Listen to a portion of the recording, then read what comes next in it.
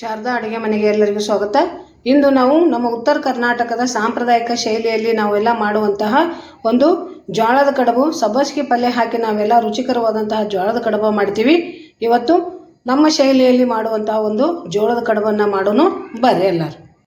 ಈಗ ಉತ್ತರ ಕರ್ನಾಟಕದ ಸ್ಪೆಷಲ್ಲು ಜೋಳದ ಕಡುಬು ಮಾಡೋಣಂತ. ಈಗ ನೋಡ್ರಿ, ಜೋಳದ ಕಡುಬು ಮಾಡೋಕೆ ನಾನು ಒಂದು ಬಟ್ಲ ಜೋಳದ ಹಿಟ್ಟು ತೊಗೊಂಡೀನಿ. ನಮ್ಮ ಕಡೆ ಇದು ಭಾಳ ಸ್ಪೆಷಲ್ ರೀ ಉತ್ತರ ಕರ್ನಾಟಕದಾಗ. ಈಗ ಒಂದು ಕಪ್ ಜೋಳದ ಹಿಟ್ಟು, ಒಂದು ಚಿಟಿಕೆ ಅರಿಶಿನ ಪುಡಿ, ಒಂದು ಚಿಟಿಕೆ ಅರಿಶಿನ ಪುಡಿ ಹಾಕೊಳ್ಳೋಣಂತ. ಆಮೇಲೆ ರುಚಿಗೆ ಒಂದು ಚಿಟಿಕೆ ಉಪ್ಪು, ನಾ ಇಲ್ಲಿ ಪುಡಿ ಉಪ್ಪು ತೊಗೊಂಡೀನಿ. ಆಮೇಲೆ ಜೀರಿಗೆ ರೀ, ಇದು ಜೀರಿಗೆ ಹಾಕಿದ್ರೆ ಘಮ ಘಮ ರುಚಿ ಬರ್ತೈತಿ ಜೀರಿಗೆ. ಆಮೇಲೆ ಈಗ ನಾವು ಜೋಳದ ಕಡುಬು ಮಾಡೋಕೆ ಸಬ್ಬಸಿಗೆನ ಹಾಕ್ತೀವಿ, ಸಬ್ಬಸಿಗೆ ಪಲ್ಯನ ಸಣ್ಣಗೆ ಹಚ್ಕೊಂಡು ಹಾಕ್ತೀವಿ. ಈಗ ಜೋಳದ ಹಿಟ್ಟಾಗ ಒಂದು ಈಟ ಸಬ್ಬಸಿಗೆ ಪಲ್ಯ ಅಷ್ಟು ಹಾಕ್ಕೊಂಡ್ರಿ. ಸಬ್ಬಸಿಗೆ ಪಲ್ಯ ಹಾಕ್ಕೊಂಡು ಇದನ್ನೆಲ್ಲ ಕೂಡಿಸಿ ನಾವೇನು ಮಾಡ್ಬೇಕ್ರಿ, ಈಗ ನೀಟಾಗಿ ನಾದಬೇಕು ಹಿಟ್ಟ. ಈ ಹಿಟ್ಟು ನಾದಕ್ಕೆ ನಾವೇನು ಸಬ್ಬಸಿಗೆ ಕಡುಬು ಮಾಡ್ತೀವಲ್ರಿ ಜೋಳದ ಹಿಟ್ಟಿಂದು, ಈ ಹಿಟ್ಟು ನಾದಕ್ಕೆ ನಾವೇನು ಮಾಡ್ಬೇಕ್ರಿ, ತಣ್ಣೀರು ಬಳಸುವಂಗಿಲ್ಲ, ಬಿಸಿನೀರು ಹಾಕೋಬೇಕು. ನೋಡ್ಕೊಂಡು ಒಂದು ಇಸೀಸ ಏನು ಮಾಡೋಣ್ರಿ, ಬಿಸಿನೀರು ಹಾಕ್ಕೊಂಡು ನೀಟಾಗಿ ನಾದ್ಕೊಳ್ಳೋಣ. ಅಂದ್ರೆ ಇದು ಕಡುಬು ಭಾಳ ಚೆಂದಾಗಿ ಬರ್ತಾವ್ರಿ ಇವು. ನಾ ಇಲ್ಲೇ ಕಲ್ಲಿನ ಮ್ಯಾಗನ, ಈಗೇನು ಬರ್ಷನ್ ಕಟ್ಟಿ ಕಲ್ಲು ಇರ್ತೈತಲ್ಲ, ಇದ್ರ ಮ್ಯಾಗನ ಇದನ್ನು ಹಿಟ್ಟು ರೆಡಿ ಮಾಡ್ಕೊಳತ್ತೀನಿ. ನೋಡಿಕೊಂಡು ಇಟೀಟ ನೀರು ಹಾಕ್ಕೊಂಡು ನಾದ್ಕೊರಿ. ಒಮ್ಮೆ ಭಾಳಷ್ಟು ನೀರು ಹಾಕ್ಕೊಂಡ್ರೆ ಮತ್ತು ಅಳಕಾಕತಿ ಹಿಟ್ಟು. ಅದಕ್ಕೆ ನೋಡ್ಕೊಂಡು ಇಸೀಸ ನೀರು, ಇವು ಬಿಸಿನೀರು ಇರ್ಬೇಕ್ರಿ. ಬಿಸಿನೀರು ಅಂದ್ರೆ ಭಾಳ ಸುಡು ಹಾಕೋಬೇಡ್ರಿ. ಉಗುರು ಬೆಚ್ಚಗೆ ನೀರು ಹಾಕ್ಕೊಂಡು ನೀಟಾಗಿ ಇದನ್ನೇನು ಮಾಡ್ಬೇಕು, ನಾವು ಹಿಟ್ಟು ಕಲಸ್ಕೊಂಡ್ಬರೋಣ ಅಂತ. ನೀರು ಕಡಿಮೆ ಆಗ್ಯಾವ, ಇನ್ನೊಂದಿಷ್ಟ ನೀರು ಹಾಕ್ಕೊಂತೀನಿ ನಾನು. ನೋಡ್ರಿ, ಕೈಗೆ ನಾದಕ್ಕೆ ಅನುಕೂಲ ಆಗುವಂಗೆ ಉಗುರು ಬೆಚ್ಚಗೆ ನೀರು ಹಾಕ್ಕೊಂಡು ಹಿಟ್ಟು ನೀಟಾಗಿ ಚರ ನಾದ್ರಿ. ಅಂದ್ರೆ ಕಡುಬು ಟೇಸ್ಟ್ ಬರ್ತಾವೆ. ಈಗ ನಾವು ಕಡುಬಿಗೆ ಆಮೇಲೆ ಆದ್ರೂ ಈ ಪಲ್ಯ ಹಾಕ್ತೀವ್ರಿ ನಾವು, ಸಬ್ಬಸಿಗೆ ಪಲ್ಯ.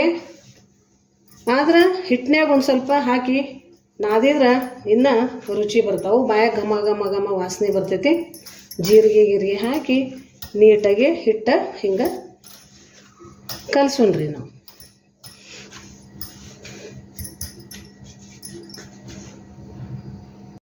ಈಗ ನೋಡ್ರಿ, ನಮ್ಮದು ಪರ್ಫೆಕ್ಟಾಗಿ ಜೋಳದ ಹಿಟ್ಟು ನಾವು ನಾದ್ಕೊಂಡಿವಿ, ಎಲ್ಲ ಮಸಾಲೆ ಹಾಕ್ಕೊಂಡು ನಾದ್ಕೊಂಡಿವಿ. ಈಗ ಇದ್ರಲ್ಲೇ ಸಣ್ಣಗೆ ನಾವು ಸಣ್ಣ ಇಟ್ಟಿಟ ಕಡುಬು ಮಾಡೋನು. ಭಾಳ ದೊಡ್ಡನು ಮಾಡಬಾರ್ದ್ರಿ, ಸಣ್ಣ ಇಟ್ಟಿಟ ಕಡುಬು ಮಾಡಬೇಕು. ಈ ಕಡುಬು ಮಾಡೋಕ್ಕಿಂತ ಮುಂಚೆ ನಾವೇನು ಮಾಡೋಣ್ರಿ, ಈಗ ಮೊದಲ ಈ ಕಡುಬು ಕುದ್ಸಕ್ಕೆ ಒಲೆ ಮ್ಯಾಗ ಒಂದಿಷ್ಟು ನೀರು ಕಾಯಕ್ಕೆ ಇಟ್ಕೊಂಡು ಕಡುಬು ಮಾಡೋಣ. ಈಗ ಮೊದಲ ಕಡುಬು ಮಾಡಿದ ಮ್ಯಾಗ ಕಡುಬು ಹಾಕಕ್ಕೆ ಒಂದು ಪ್ಲೇಟ್ ತೊಗೊಂಡು, ನೀವು ತೂತಿನ ಸಾನಿಗೆ ಇರ್ತಾವಲ್ರಿ, ಸಾನಿಗೆನೂ ತೊಗೋಬೋದು. ನಾನು ಇಲ್ಲೇ ಇದು ಹೋಲ್ ಇದ್ದಿದ್ದು ನನ್ನ ಹತ್ರ ಇದೊಂದು ಪ್ಲೇಟ್ ಇತ್ತು. ಇದು ಕಡುಬು ಮಾಡೋಕ್ಕೆ, ಆಮೇಲೆ ಡೋಕ್ಳಾ ಮಾಡೋಕ್ಕೆ ಇದು ಭಾಳ ಅನುಕೂಲ ಇರ್ತೈತೆ ರೀ. ಇಂಥದ್ದು ಹೋಲ್ ಸಣ್ಣ ಹೋಲ್ ಇದ್ದಿದ್ದು ಪ್ಲೇಟ್ ಐತಿ. ಈ ಪ್ಲೇಟ್ ಒಳಗೆ ನಾ ಏನು ಮಾಡ್ತೀನಿ, ಎಣ್ಣೆ ಹಚ್ಕೊಳಕತ್ತೀನಿ. ಈಗ ಈ ಥರ ಒಳ್ಳೆಣ್ಣೆ ಹಚ್ಕೊಂಡು ಇದ್ರೊಳಗೆ ನಾವು ಕಡುಬು ಸಣ್ಣ ಮಾಡಿ ಹಾಕಿ ಕುದಿಸ್ಬೇಕ್ರಿ. ಈ ಥರ ನೀವು ಎಣ್ಣೆ ಹಚ್ಕೋರಿ. ಪ್ಲೇಟಿಗೆ ಎಣ್ಣೆ ಹಚ್ಕೊಂಡ್ಮ್ಯಾಗ ಆ ಕಡುಬು ಕುದಿಯಾಕ ನಾವು ನೀರು ಹಾಕಿ ಕಾಸ್ಬೇಕ್ರಿ. ಒಂದು ಸ್ವಲ್ಪ ನೀರು ಬಿಸಿ ಮಾಡಬೇಕು.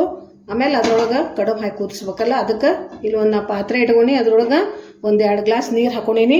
ಈಗ ಪಾತ್ರೆ ಮುಚ್ಚಿ ಈಗ ನಾವೇನು ಮಾಡೋಣ್ರಿ, ಇದನ್ನು ಕಡುಬು ಮಾಡ್ಕೊಂಡು ಆಮೇಲೆ ಉಗಿದ ಮ್ಯಾಗ ಈ ಕಡುಬು ಬೇಸೋಣಂತ. ಈಗ ನಮ್ಮ ಆ ಕಡೆ ನೀರು ಕುದಿಯಾಕತ್ತವ. ಈಗ ನಾವೇನು ಮಾಡೋಣ್ರಿ, ಈ ಹಿಟ್ಟು ಕಲಿಸ್ಕೊಂಡಿದ್ದೀವಲ್ಲ, ಇದರಲ್ಲೇ ನಾವು ಸಣ್ಣ ಕಡುಬು ಮಾಡೋಣಂತ.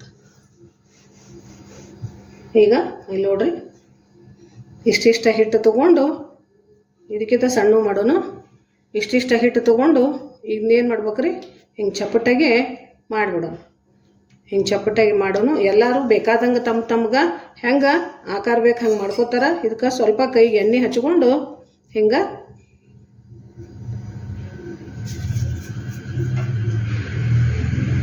ಹಿಂಗೆ ಮಾಡ್ಕೊಂಡು ಬಂದ್ಬಿಡೋಣ. ಈಗ ಡೈರೆಕ್ಟಾಗಿ ನಾ ಏನು ಮಾಡ್ತೀನಿ, ಅದ ಪ್ಲೇಟ್ ಒಳಗನ ಎಣ್ಣೆ ಏನು ಹಚ್ಕೊಂಡು ಬಂದಿದ್ದೀವಲ್ರಿ ಆ ಪ್ಲೇಟಿಗೆ ನಾವು ಇವನ್ನ ಹಾಕಿಬಿಡೋಣ. ನೀವು ಚಪ್ಪಟರೆ ಮಾಡಿರಿ, ಹಂಗಾರೆ ಮಾಡಿರಿ, ನಿಮಗೆ ಹೆಂಗೆ ಬೇಕು ನೋಡಿರಿ. ಬೇಕಂದ್ರೆ ಗುಂಡು ಮಾಡ್ಕೊಂಡ್ರೂ ನಡಿತೈತಿ, ಸಣ್ಣಗೆ ಇಟ್ಟಿಟ್ಟ ಗುಂಡಾಗಿ ಮಾಡ್ಕೊಂಡ್ರೂ ಬರ್ತೈತಿ. ನಾನು ಈ ಥರ ಮಾಡ್ಕೊಳಕತ್ತೀನಿ. ಮಾಡಿಕೊಂಡು ಡೈರೆಕ್ಟ ಎಣ್ಣೆ ಹಚ್ಚಿದ ಪ್ಲೇಟ್ನ್ಯಾಗ ಇಟ್ಟು ಇದನ್ನು ನಾವು ಏನು ಮಾಡ್ಬೇಕ್ರಿ, ಉಗಿದ ಮ್ಯಾಗ ಬೇಯಿಸ್ಬೇಕಾಗತ್ತೆ.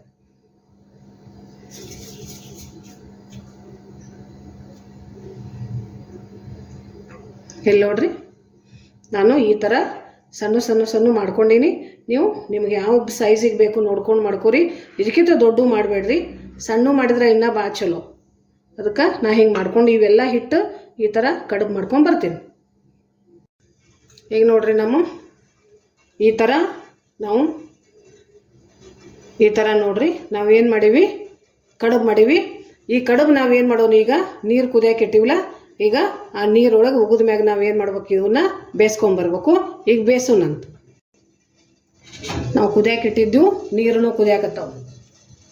ಈಗ ನೀರು ಕುದಿಯಾಕತ್ತಾವಲ್ರಿ, ಈಗ ನಾವು ಇದನ್ನ ಏನು ಮಾಡೋಣ, ನಮ್ಮ ಕಡುಬದ ಪ್ಲೇಟು ನೀರಾಗ ಮೀಡಿಯಮ್ ಉರಿ ಒಳಗೆ ಇಟ್ಟು ಬೇಯಿಸೋಣ. ಇದನ್ನು 5 ರಿಂದ 10 ನಿಮಿಷ ನಾವು ಉಗಿದ ಮ್ಯಾಗ ಬೇಯಿಸಿದ್ರೆ ಪರ್ಫೆಕ್ಟಾಗಿ ನಮ್ಮ ಕಡುಬು ಕುದೀತವ. ಆಮೇಲೆ ಇದಕ್ಕೆ ಒಗ್ಗರಣೆ ಹಾಕೊಂಡು. ಈಗ ನೋಡ್ರಿ, ನಾವು ಜೋಳದ ಕಡುಬ ಕುದಿಯೋಕೆ ಇಟ್ಟಿದ್ದೀವಲ್ಲ, 5 ರಿಂದ 6 ನಿಮಿಷ ಅಷ್ಟೇ ಕುದಿಸ್ಬೇಕು. ಅಂದ್ರೆ ಅವು ಮೆತ್ತಗಿರ್ಬೇಕು.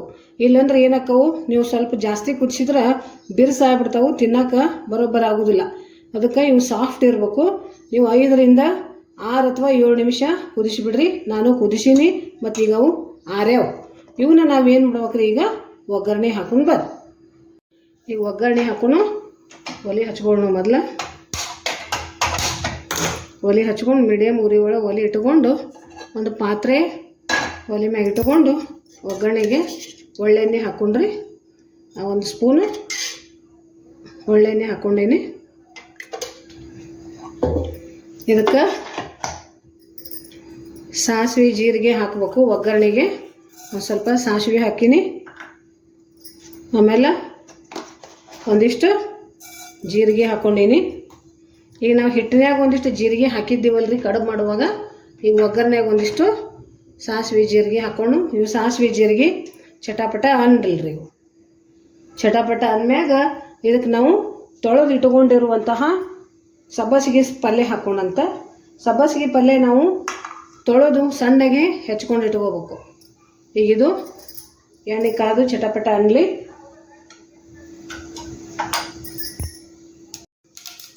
ಈಗ ನೋಡ್ರಿ, ನಮ್ಮದು ಒಗ್ಗರಣೆ ರೆಡಿ ಆಗೈತಿ. ಇದಕ್ಕೆ ನಾನು ಒಂದು ಉಳ್ಳಾಗಡ್ಡಿ ಸಣ್ಣಗೆ ಹೆಚ್ಕೊಂಡಿದ್ದೆ, ಒಂದು ಉಳ್ಳಾಗಡ್ಡೆ ಹಾಕೋತೀನಿ. ಉಳ್ಳಾಗಡ್ಡೆ ಹಾಕ್ಕೊಂಡು ಮೀಡಿಯಮ್ ಉರಿ ಒಳಗೆ ಒಂದು ಸ್ವಲ್ಪ ಇದು ಉಳ್ಳಾಗಡ್ಡಿ ಕೆಂಪಾಗಲ್ರಿ. ಇವು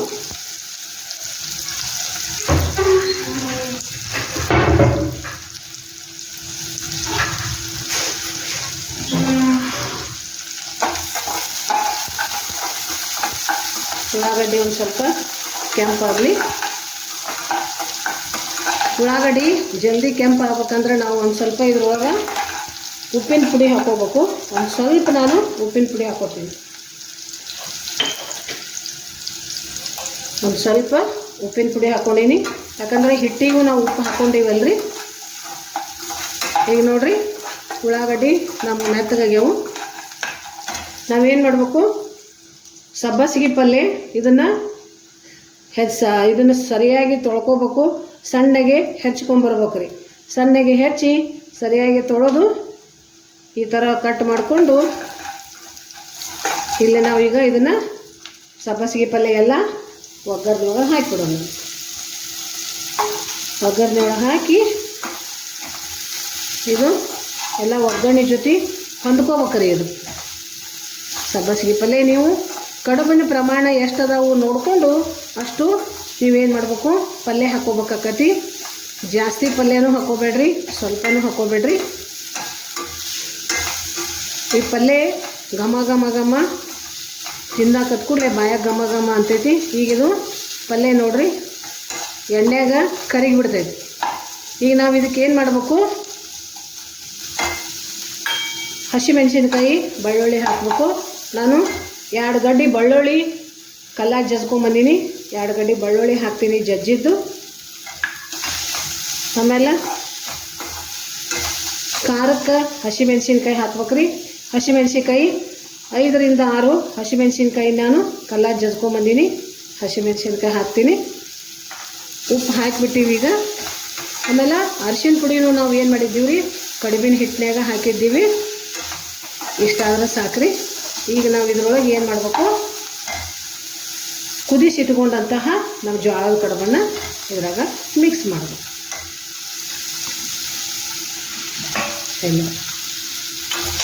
ಜೋಳದ ಕಡುಬು ಮಿಕ್ಸ್ ಮಾಡಿ ನೀಟಾಗಿ ಪಲ್ಯ ಜೊತೆ ಅವನ್ನ ಮಿಕ್ಸ್ ಮಾಡೋಣ. ಇದು ನಮ್ಮ ಉತ್ತರ ಕರ್ನಾಟಕದ ಒಂದು ಸಾಂಪ್ರದಾಯಿಕ ಅಡುಗೆ. ಇದು ನಾವು ಸಬ್ಬಸಿಗೆ ಪಲ್ಯ ಮಾರ್ಕೆಟ್ನಾಗ ಬಂದಾಗ ಈ ಥರ ಜೋಳದ ಕಡುಬ, ಆಮೇಲೆ ಮೆಂತ್ಯ ಪಲ್ಯ ಬಂದಾಗ ಮೆಂತ್ಯ ಕಡುಬ, ಅದು ಮೆಂತ್ಯ ಕಡುಬ ಗೋಧಿ ಹಿಟ್ಟಲ್ಲೇ ಮಾಡ್ಬೇಕ್ರಿ. ಅದನ್ನು ನಾನು ನಿಮಗೆ ಮಾಡಿ ತೋರಿಸ್ತೀನಿ ಅಂತ. ಈ ಥರ ನಾವೇನು ಮಾಡ್ಬೇಕಿಲ್ಲೇ ಜೋಳದ ಕಡುಬ ಮಾಡಬೇಕು. ಈ ಕಡುಬನ್ನು ಭಾಳ ತನಕ ಕುದಿಸಕ್ಕೆ ಹೋಗ್ಬೇಡ್ರಿ, ಬಿರ್ಸಕ್ಕವ. ಈಗ ಈ ಪಲ್ಯ ಎಲ್ಲ ಕಡುಬಿನ ಜೊತೆ ಹೊಂದ್ಕೊಳ್ಳೋ ತನಕ ಮಿಕ್ಸ್ ಮಾಡಿಬಿಟ್ರೆ ಮುಗೀತು ರೀ. ಇದು ನೋಡ್ರಿ ಎಷ್ಟು ಘಮ ಘಮ ವಾಸನೆ ಬರತೈತಿ. ಸಬ್ಬಸಿಗೆ ಪಲ್ಯ ವಾಸನೆ ಬರ್ತೈತಿ, ಅದ್ರ ಜೊತೆಗೆ ಬೆಳ್ಳುಳ್ಳಿ ವಾಸನೆ ಬರ್ತೈತಿ. ನೀವು ಈ ರೀತಿ ಸಾಂಪ್ರದಾಯಿಕವಾಗಿ ನಮ್ಮ ಹಿಂದಕ್ಕೆ ಹಳ್ಳ್ಯಾಗ ಹಿರಿಯ ಮನುಷ್ಯರೆಲ್ಲ ಈ ಥರ ಅಡುಗೆ ಮಾಡ್ಕೊಂಡು ತಿಂತಿದ್ರಲ್ಲ, ಅದಕ್ಕೆ ನಾವು ಈ ಥರ ಹಳ್ಳಿ ಒಳಗೆಲ್ಲ ಮಾಡುವಂತಹ ಒಂದು ನಮ್ಮ ಕರ್ನಾಟಕದ, ಅದರ ಉತ್ತರ ಕರ್ನಾಟಕದ ಸ್ಪೆಷಲ್ಲು ಇವು ಜೋಳದ ಕಡುಬ. ಈ ಥರ ಆಗುತ್ತೆ ನೋಡ್ರಿ.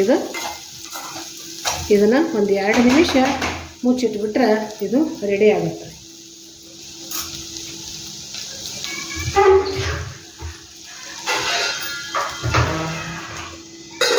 2 ನಿಮಿಷ ಮುಚ್ಚಿಟ್ಬಿಡೋಣ.